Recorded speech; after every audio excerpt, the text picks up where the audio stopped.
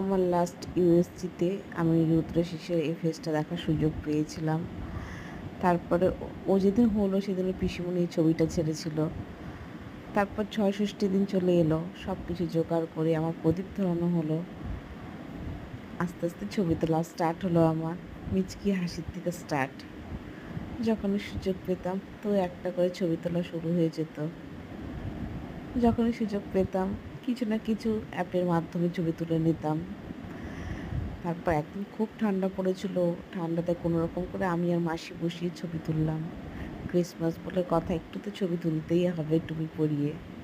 তারপরে ব্যাগটার মধ্যে ঢুকিয়ে ওকে ছবি তোলা হলো। ওর মানি পাখিটা অ্যামাজন থেকে এনে দিয়েছিল, তো ওটা পুড়িয়েও ছবি তোলা হলো। বললে বললে সেজে রোজ ডে করতে চলে গেল মানির কাছে। তারপর বাবাকে নিতে আমরা শিলিগুড়ি চললাম দুজনে।